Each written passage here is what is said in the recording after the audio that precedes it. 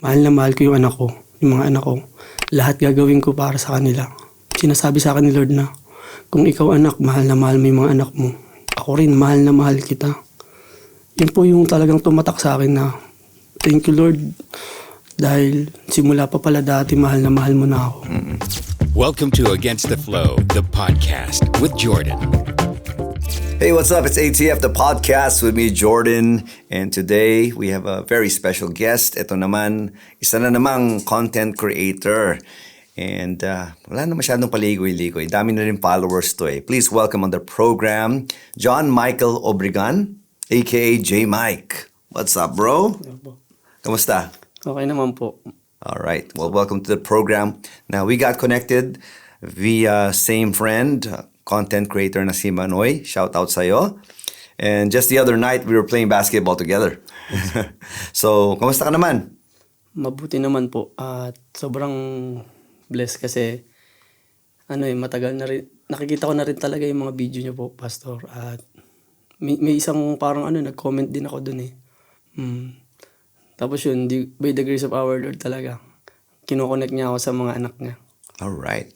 Well, praise God for that. Yeah, I think I remember. I'm sorry, minsan dami kasing mga nagko-comment eh. And so, minsan na-overlook natin. But it was mentioned to me, and then now here we are, no?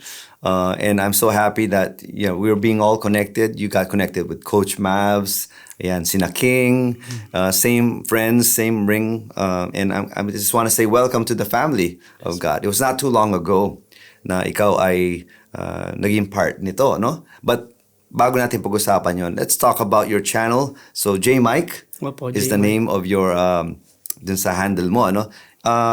Tell us about your content. Before nung nagsimula ako, kung ano-ano lang din, kung anong content lang din, parang sa lifestyle, sa basketball, sa clown.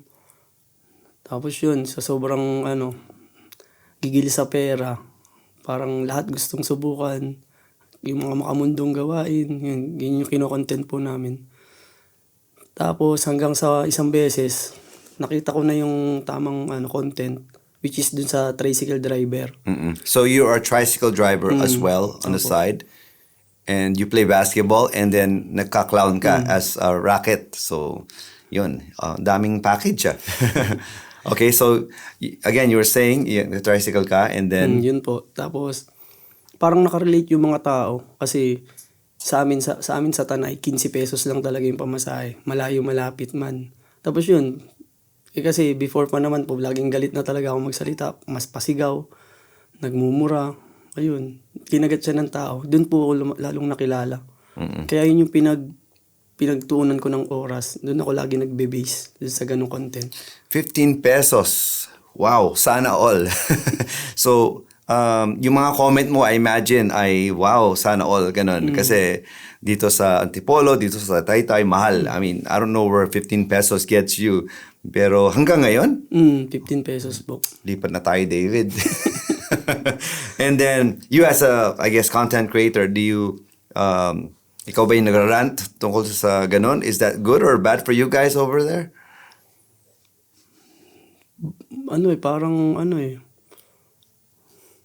Yung iba nagugustuhan, yung iba naman hindi. Okay.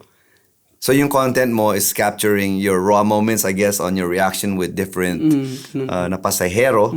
Now, kung si Manoy ay nakilala bilang content creator na nag-deliver ng parcel na hollow block, si J. Mike naman, ano ang pinaka parang naging viral or hit na content? 15 pesos. Yung salitang 15 pesos. Si Boy 15 po, kung tawagin ako eh. Talaga? Boy 15. Because yung content mo? Laging 15 pesos. Meron din pong time na nung pumunta kami ng Bicol, pumuwi kami ng Bicol. Simula Rizal hanggang Bicol, 15 pesos lang yung siningil ko. So, sa Mount Mayon. Grabe So, tuwan-tuwa ang mga tao dahil 15 pesos. Ang dami nang gustong sumakay sa akin. Okay, so kapag nakikita ka, paano ba yan? 15 pesos pa rin ba? Or dahil kilala ka na, pwede na sila mag-tip? Minsan po nagdadagdag sila. Okay. Kahit kunwari, hindi ko po alam na followers ko sila. Tapos nagdadagdag na lang. Ayos Imagine ko na tong pag nagkaroon tayo ng conference may mga logo. No? Si Manoy, hollow block, ikaw, 15 pesos. Tricycle na may 15 pesos inside. So why do you think people, caught yung attention nila? Bakit sa tingin mo, na-capture sila? Nakaka-relate po sila. Tapos at the same time, yung how I react, how to act po ng yung talagang galit po kasi talaga ako eh. Ano to? 15 lang? Dagdagan mo naman. Parang ganun. Natatawa na ako. Tignan mo. He's just, because prior to this, I have not seen much of your content yet. And this is why I'm like with some of our viewers who have not followed you yet. Mamaya, mag-invite tayo mag-follow sila. So, it sounds very funny because like our friend na madaming nakarelate siguro na rider, no? Ikaw naman, is it the tricycle drivers? Do you get a lot of demographics from them or Yes po. mga pasahero din? Actually po, ako po yung parang kauna-unahang tricycle driver na content creator. Tapos ang dami na naggayahan. Ganun-ganun na rin po yung ginagawa nilang content. Ikaw yung OG. Ayun. So that's great. You know what I really love about your story though is, I'm amazed by God because He uses different people talaga in different walks of life, and different professions. So it's my first time to guest on the program, somebody with your profession as a clown, as a tricycle driver. Nagra-rap din ako po. Basta talaga? Tapos before po sample na sumasayaw natin. din. Ang daming talent nito. Tingnan mo. So, 15 pesos lang ba pag nagka-clown? Hindi na. Hindi. Sabi sa akin yung rate nun eh. So, pero let me know. I'll help you guys out. Pero, let's talk about your story now. How tayong dalawa ay syempre ay nag-connect, because when did you first come across, I guess, Manoy? Or how did this all happen ba? Let's rewind. Hindi ko rin naman po expect na mangyayari to eh. Kumaga parang po, tungkol yung kay Manoy lang din kasi matagal ko na rin siyang gustong makasama kasi nga siya rin po yung isa yun sa dahilan kung bakit nagtuloy-tuloy ako lumakad kasama si Lord. Ayun. Parang sobrang sarap po ba sa feeling once na yung dating content creator na ganito, makasama mo, makajamming mo siya, tapos makapagkwentuhan kayo ng testimony. Yun. Tapos hindi ko rin niasahan, ito na po. Ayun, magkakasama kami mag-basketball nito nung isang gabi. Hopefully, magbalik loob na si Manoy sa paglaro. Kasi mas bata sa iyo yun, pero mas, less active physically. You're a few years older than Manoy. I'm way ahead of Manoy in years. But I always tell them, you don't wait pag matanda ka na saka mag-exercise. It's a good thing to practice in this lifestyle. Now, of course, you were telling me kanina, pumatok yung content mo because ikaw yung tricycle driver na nagmumura, nagagalit sa pasahero dahil sa 15 pesos. But can you tell me, what was your turning point in life? What is your story, J. Mike? How did you come to the Lord? What was your life like before that?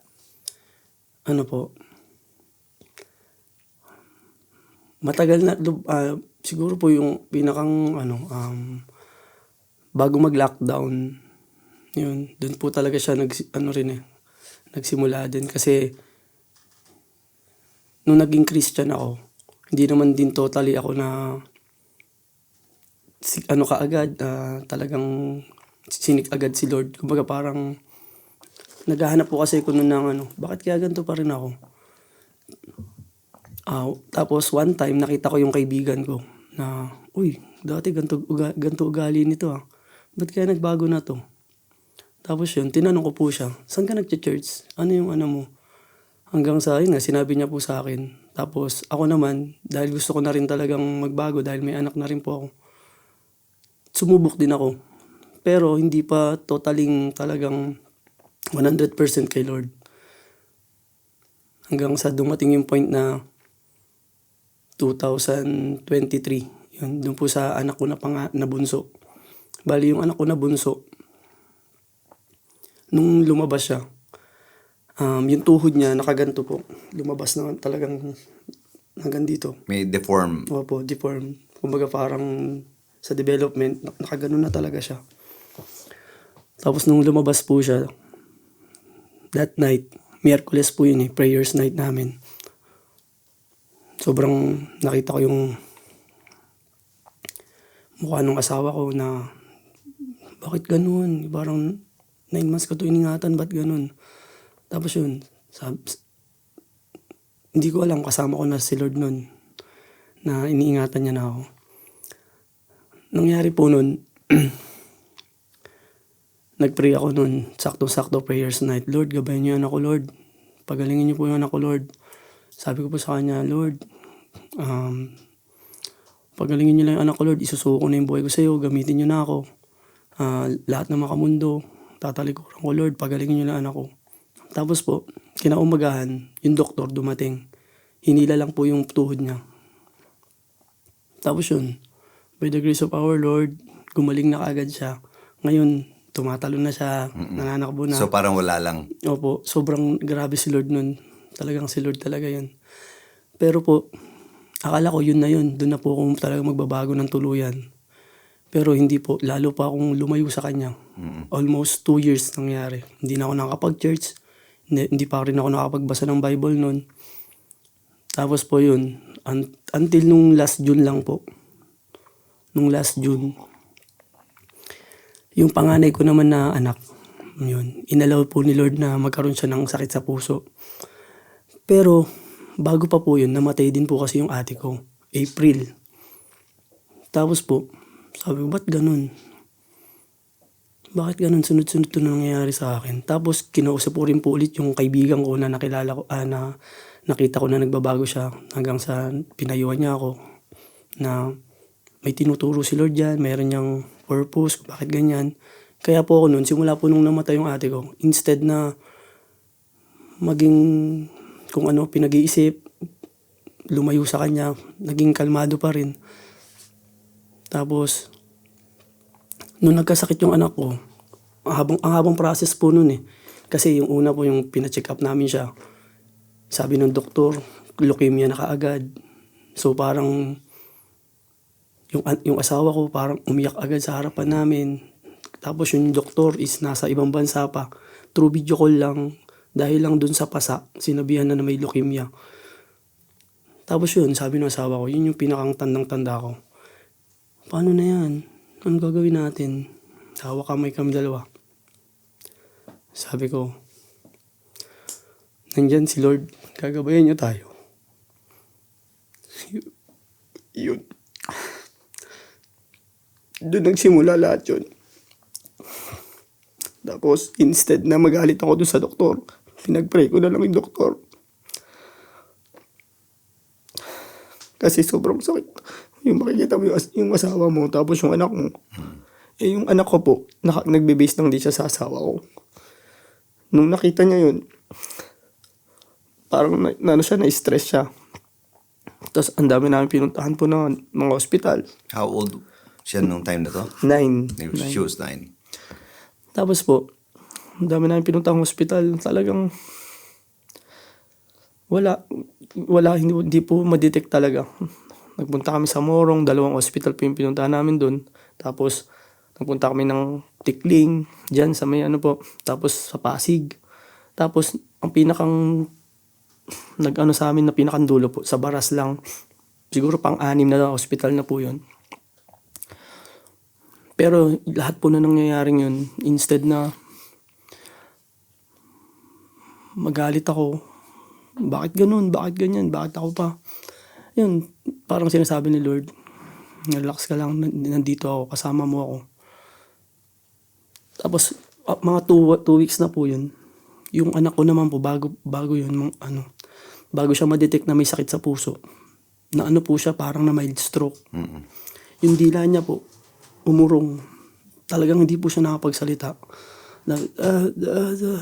Ganun po siya. Tapos, pag natutulog po siya, involuntary movement, gumagalaw yung kamay niya. Mm-hmm. Yun. Sobrang hirap nun. Tapos, kay Lord lang talaga ako makapit nun. Yung tipong pagtulog ka na, hindi ka makatulog kasi yung anak mo nakikita mo, galaw ng galaw. Yun yung pinaka-turning point ko. Sabi ko kay Lord, gamitin mo na ako, Lord. This time, isusuko ko na sa'yo lahat.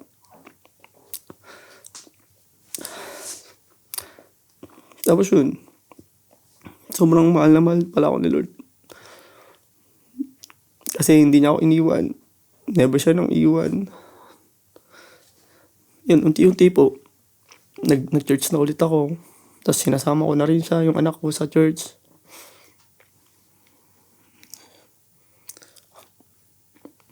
Yun. It's okay. We have some tissue here for you. So during this time, you were bargaining with the Lord. Now, Lord, if you can, please spare my daughter and my child. I promise na I will surrender. And this time, unlike before, parang, okay, ginawa ng Lord yung parang yung part niya na nakikipag-deal ka na, please heal my child. Pinagaling ng Lord. Pero ikaw, parang ganun pa rin. Pero ito talagang tinuloy mo yung pagsunod sa Lord, no? Second time around. So what's the difference this time around, do you think? Is it because of the circumstance, mas nakakatakot, or do you just feel like, okay, it's the time na talaga to commit? Hindi ko po alam paano ko masasabi eh. Parang ano po siya eh. Parang inalaw ni Lord na mangyari yun. Tapos po, parang 2-in-1 po kasi yung nangyari. Yung anak ko, gagaling na siya. Tapos at the same time po, nakilala ko si Lord. Oh, okay. Kumbaga po parang ano eh. Yung pala yung magiging dahilan para makilala ko si Lord ng totoo. Kasi parang sa mga panahon na talagang wala na tayong magawa, helpless tayo, ano? That's really the time that you find God very near. Kasi wala eh, kahit may pera ka, kahit dami kang kaibigan, what are you gonna do if all that cannot solve yung mga problema natin gaya ng ganyan? So talagang all roads lead to the Lord, and you have not turned back ever since. So I want to congratulate you on that, no? So you're saying, unlike before, na ginawa ng Lord yung miracle, and then dapat susunod ka hindi. This time, parang sinabayan mo na parang kahit wala pang answer ang Lord. And then what happened? So you said sabay yun na, okay, meron pang struggle, meron pang pinagdadaanan yung anak mo, and then you still decided na even if wala pa nangyayari, susunod na ako sa Lord. So anong update? Yun po, dun ko na-realize po na kung ako po, mahal na mahal ko yung anak ko, yung mga anak ko, lahat gagawin ko para sa kanila. Sinasabi sa akin ni Lord na, kung ikaw anak, mahal na mahal mo yung mga anak mo, ako rin, mahal na mahal kita. Yun po yung talagang tumatak sa akin na, thank you Lord, dahil simula pa pala dati, mahal na mahal mo na ako. Kaya, kasi totoo naman po kung talagang tunay kang tatay dito sa mundong to, kung talagang kursigido ang mabuhay yung mga anak mo ng maayos, gagawin mo talaga lahat eh. Yun po yung lagi sinasabi. Kaya nga po sabi, kung ayaw, may dahilan. Kung gusto, may paraan. Parang yun po yung laging tumatatak sa akin. Kaya yun po.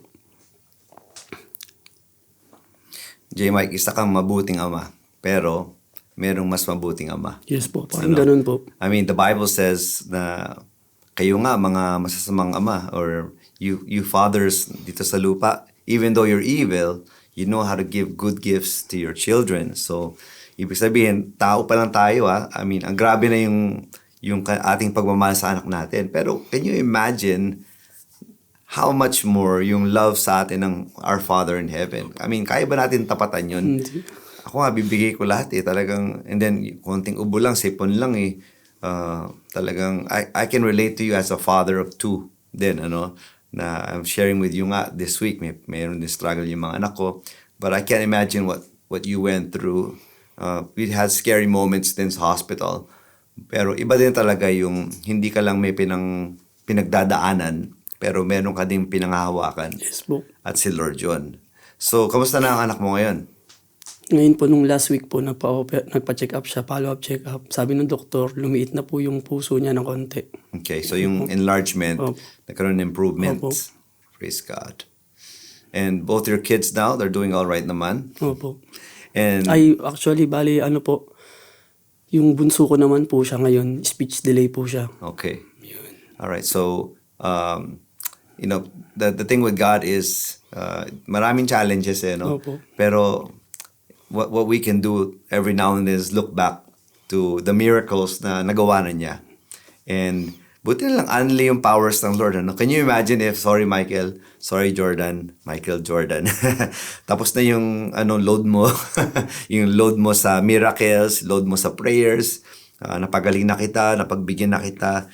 So, enjoyin mo lang yung memories. Pero hindi ka na ng Lord parang nagawa niya before, kaya niyang ulitin at gawin ulit. Ulit-ulitin. So, we are looking forward to more and more miracles in your life. Pero alam mo, isa sa mga underrated miracles, Michael, I think, there's a song kasi noon na kinanta namin sa choir. And the song goes something like, parang ang lyrics niya, the greatest song of all is the song of the redeemed when lost sinners have been set free. Parang ganon. So, ang sinasabi doon, yung miracle, yung greatest song, di ba? Greatest miracle is not really kagalingan, healing. Those things are awesome. Pero one thing that people always don't count as a miracle is a changed life. Yes po. So let's talk about that now. So when you gave your life to the Lord, before, okay, nagmumura ka. So after ba nun, hindi ka na nagmura? Hindi pa rin po, hindi naman po siya biglang nawala eh. Paano Okay. po, unti-unti po siya. So wala na sa video. Imagine, edited na yon or hindi na nagla-live ka ba? May kilala kasi ako dyan pinag-testimony ko sa basketball. Pinento ko sa iyo isang araw After niya mag-testimony, kasi first time lang naman talaga niya yun. Pagbalik namin sa ball game, napamura pa siya. Pero last na yun, I love you bro, you know who you are. Tago na natin sa pangalan, Manoy. So, pareho kayo na, okay, dati nagmumura. Pero ngayon, talagang pag pinanood namin yung content mo ever since, malinis na yun, no? Opo. Okay. And then, you said you did, may mga bisyo ka rin. Before po, alak, sigarilyo, tapos natikman ko rin yung marijuana before. Mm-mm. So, hindi mo na binalikan yun, syempre. Now, what is the reaction, first of all, ng iyong mga followers? Actually, hindi ko naman po kasi talagang naano rin yun sa kanila na nagiinom ako, nagyoyosi. Kasi matagal ko na rin po talaga siyang naiwasan. Kumbaga po kasi nakita ko na yung future na ganun po.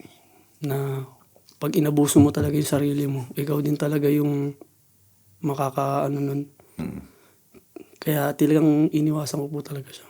Pero yung content mo definitely nagkaroon ng change, right? Opo. So, napansin ba nila? Kailan yung mga unang, like for instance, yung bago ka palang naging parang born again, di ba? Ano yung first comment na detektan ka na, uy, bago ka na, Christian ka na, or, you know, was that a good thing? Minsan may mga negative, may positive din. Yung iba nga parang ang sinasabi, balik mo na yung dati mo, mas nakakatawa meron ka. po. Meron May po ganun. ganun. Okay, on the bad side, may mga bashers. Okay? So ayaw nila na parang sinesermon naman sila, no? So ikaw ba ay nabawasan ng followers mo ever since? Yes po. Bali, na talaga ako, malapit na ako mag 500,000. Tapos nung sinimula, nabago na yung content ko, nabawasan na ng almost 15,000. Almost 15. Si friend natin, 100. Mag-1 million na siya. Tapos, nabawasan siya ng mga 100. Tapos, ngayon, unti-unti, binabalik ng Lord. Nagkakaroon ng bagong followers.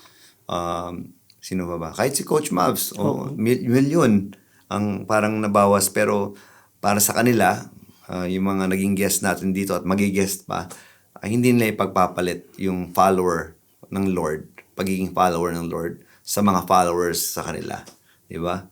So for you, you don't mind na nabawasan ka ng ganong karaming followers now that you're following Jesus.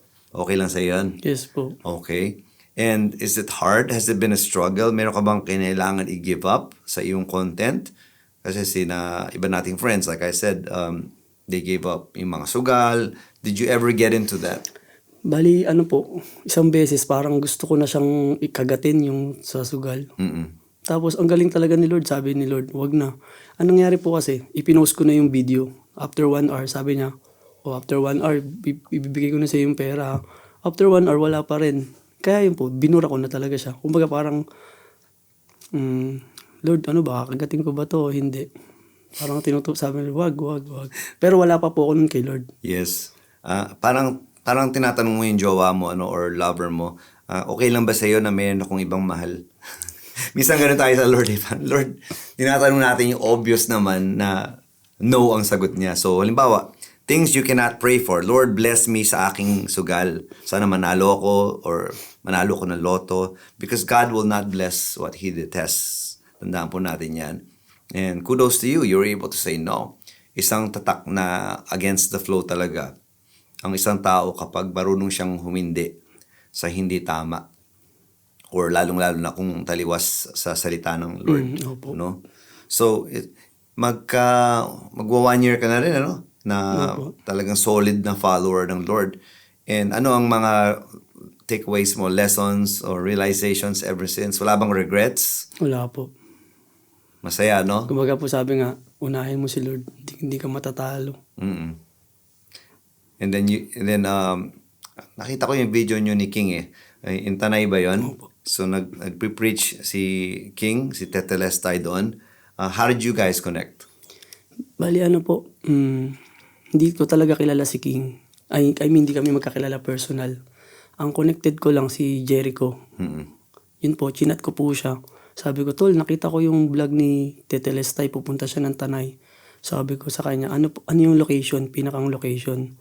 Tapos yun, nung sinabi po ni Jericho, sabi ko kay Lord, tulungan mo ako, Lord. Anong mangyari, Lord?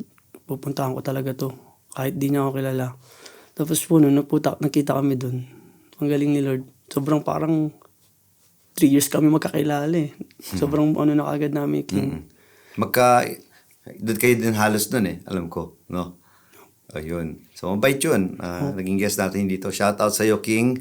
And so you went and sinama mo siya doon sa Opo, Tanay hanggang sa matapos. hanapin niyo yung video yun not too long ago. And then what's exciting naman is another previous guest on the program, makakasama mo si Coach Mavs. Opo. So, maglalaro kayo, tama? Opo, sa March 12. Ayun. So, by this time na may air to, tapos na yata yung laban na yun. So, katanungin kita, sino nanalo? It's Team Mavs. Coach Mavs Phenomenal Basketball versus TML. TML. So, yun yung team Ball nyo club sa po namin. Tanay? Opo. And who is your teammates there? Si Ungkoy TV po. Okay. So, mga content creator din. Hindi po. Kami lang po yung parang nagbuo ng ball club. Tapos mga kaklase po namin. Okay. So, that's gonna be great. Handa na ba kayo? Magte-training ba kayo? Magpa-practice? Opo, magpa-practice din kami. Magpa-practice din. Kailangan seryosohin. Pero walang pusta yan, ha? Opo, wala. Sabi ko nga kay Coach dati, ang pangasal sa iyo, dasal bago pusta. Ngayon, dasal, tapos laro. Yun na lang.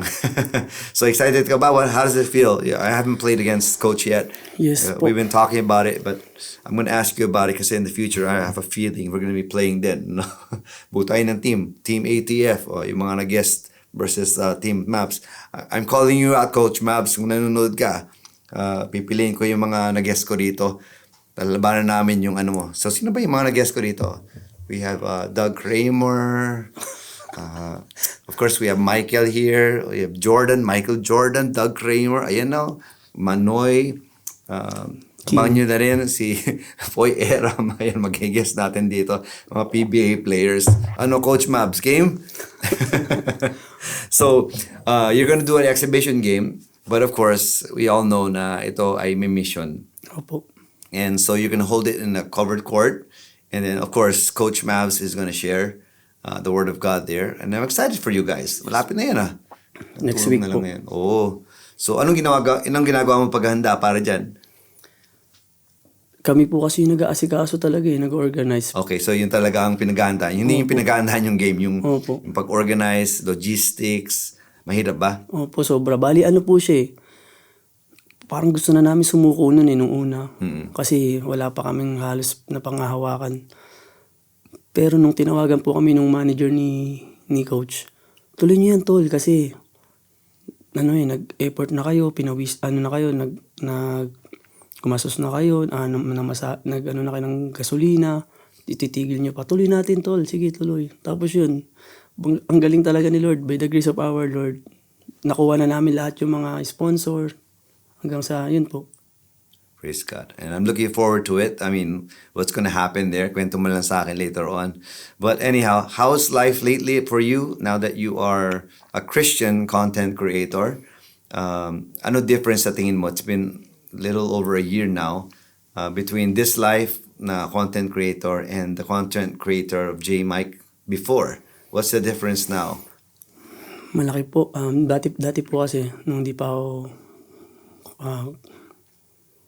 pa ako nag-aano kay Lord ng content is puro kalokohan.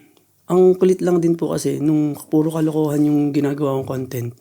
Sinasabi sa akin ng ibang tao, bro, dapat hindi ka ganyan.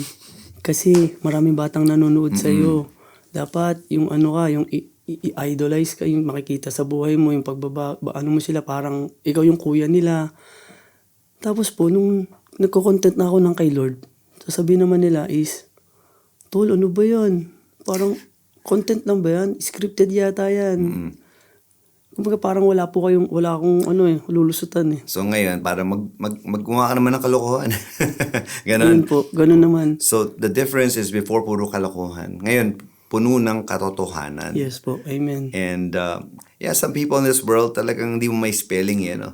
Pero para sa akin, hindi naman kasi tayo maliligtas ng kalokohan. I mean, may napatawa ka nga, di ba? Pero wala kang makikilalang tao na nung in-entertain mo siya, nagbago yung buong buhay niya. And yet, yung mga content creators natin na gumagawa ng content para sa Lord, ngayon, yung mga content nila talagang nagbabago yung buhay ng mga tao. Yes po, na mga nanonood sa kanila. Dahil tinuturo sa kanila yung tamang way na si Jesus, di ba? I mean, I keep mentioning because we have the same circle talaga. So going back to Russell, si Russell, he says that before, nung nag-endorse siya ng sugal, yung mga ganun, nakakaroon pa siya ng mga death threat. Alam mo yun, kasi talagang binlame siya ng mga follower niya na dahil sa'yo, nalunod ako dito dahil in-endorse mo. Samantalang ikaw, di ka naman nagsusugal talaga, pero naniwala ako sa'yo. So they take the fault or the blame for that. Pero now, wala kang makikitang tao na magsasabi sa iyo or update mo na lang dahil sa iyo sumunod ako sa Lord, pangit ng buhay ko. Mas parang dahil sa iyo, parang hindi, salamat sa iyo dahil nakilala ako sa Lord, dahil ibang na ngayon. And si Jericho, friends din namin yun, bro, kailan ka dadayo dito? Yes. Naunahan ka pa ni J. Mike. Actually, I've guested Jake many times na in the past. Pero radio pa tayo, ngayon sa podcast na ako, pili ko kulangan 2 hours sa amin. But salamat din kay Jake dahil sa kanya, si Jake, si Ruther, sila yung nag-share nung nag-viral na moment ni Manoy sa kanyang SUV. So wala ka bang content na umiiyak ka sa tricycle? Wala naman. Umiyak po ako nung sa mismong Bicol Nislugawan. Yun yung nung namatay yung ate ko. Yun bumuhos lahat eh. Talagang nandun po siya talaga lahat. So you had that moment din, kumbaga, na marami tayong iyakan moments sa Lord, no? Opo. Pero yung iyakan moments natin kay Lord, sa tingin ko mas okay yung iyakan na kasama mo ang Lord, kaysa sa yung iyakan dahil malayo ka sa Kanya. Yes po. And I think in your life, you were able to show that is the best thing. You shared to me kanina off cam na marami ka na ding mga napagdaanan, aside from your kids, but in your, when you were a kid, sabi mo, muntik ka nang mamatay ilang beses na rin, and still you're around by the grace of God. Amen. And the reason, may purpose talaga, may plano talaga ang Yes, Lord. po. So ano naman ang gusto mo sabihin sa mga followers mo na, unahin natin yung mga hindi naiintindihan. Bakit ganyan si J. Mike? Dati, tuwan-tuwa ako sa content niya. Ngayon, hindi na ako masyadong makarelate kasi nagpipreach, puro Bible. Anong gusto mo sabihin sa kanila ngayon? Masasabi ko lang sa kanila, sa mga katoda ko dyan, na hindi ko talaga siya totally masasabi sa inyo kung ano yung nararamdaman ko. Dahil kaya pala sinasabi is relationship kay Jesus Christ. Kasi ikaw mismo yung makakaramdam nun. Ang tanging ko lang masasabi sa inyo is, once na talagang isinik mo si Lord ng totoo, seryosong 100%, siya na mismo yung magre-rebuild sa'yo na kung sino ba talaga siya. Yun lang, ang masasabi ko is seek mo lang si Lord para maramdaman mo rin yung nararamdaman ko ngayon. Yes. So this is something we invite everybody. We're not gonna force it sa inyo. This is something for you to find out. And the wonderful thing about that advice is the Bible says you seek me, di ba? Sabi ng Lord, you will seek me and find me if you seek me with all your heart. And just like J. Michael over here, you sought the Lord and you found Him. Si Lord naman ay hindi nakikipag-hide and go seek sa atin. Na parang, Lord, nasaan ka? Pag hinanap mo siya, dali niyang hanapin. Yes po. Google ka lang na, Lord, niya ka lang pala. Sasabihin niya, ikaw lang naman ang lumalayo. Yes. Di ba? Opo. So, the Bible says, seek and you shall find. And so, yeah, thank you so much for being our guest today. Meron ka bang gustong i-plug sa ating mga viewers? Maybe you want to invite them to follow you back? Or yung mga, kung may umalis, sana bumalik kayo. Pabuti natin ng 1 million to. Grabe, Amen. ginagamit ng Lord yung platform niya. Praise God. Anong gusto mong sabihin? Mag-invite ka or shoutouts? Shout out sa kaibigan ko. Siya ang isa sa ginamit ni Lord para makilala ko rin si Lord. Ken Kiere, shoutout sa'yo. At sa lahat ng mga followers ko dyan na nanatili sa page ni J. Mike TV. Maraming salamat. Kayo rin yung nagiging instrumento ko. I mean, kayo nagiging lakas ko para magpatuloy sa pagbablog. Actually po kasi talaga nung nakilala ko si Lord, parang ayoko na mag-vlog. Kumbaga parang ang sarap pala ng ganito, nakapiling ko lang si Lord. Kasi pag nagbablog pa ako, marami pa mga bash. Pag nakay Lord ka lang, talagang 100% yung yung saya mo. Pagka-focus ka lang talaga sa Opo. Lord, talagang everything else will fade. But it's a wonderful thing talaga. Parang si Coach Pops lang, yung sinabi niya nung nandito siya, parang ayoko na mag-basketball. Ang saya-saya mag-basketball, di ba? Parang, but can you imagine, sabi nga namin, that Jesus is lifer, di ba? As fun as basketball is, buti na lang, di naman niya pinapakwit sa atin ng basketball or yung mga masasayang bagay. Kung masaya tayo sa mga yon, mas masaya pa kung kasama natin si Lord sa Yes mga yan. po. Yun din po, basketball na lang din po talaga yung nag-ano sa akin eh. Nare-remind nga ako, di ba po sa basketball, may first quarter, second, third, fourth, na once na may oras ka pa sa basketball, kaya mo pang gawin ng lahat, kaya mo pang makapag-shoot. Pero kay Lord, yung chance na binibigay niya sa'yo pag wala ka ng oras, kahit anong gawin mong shoot ng shoot, not counted na siya. Nagawa mo na ba ng content yan? Hindi pa po totally Gawin natin yan, pag-usapan natin. Laro ba tayo ulit sa Monday? Sige po. Gawin natin, collab tayo.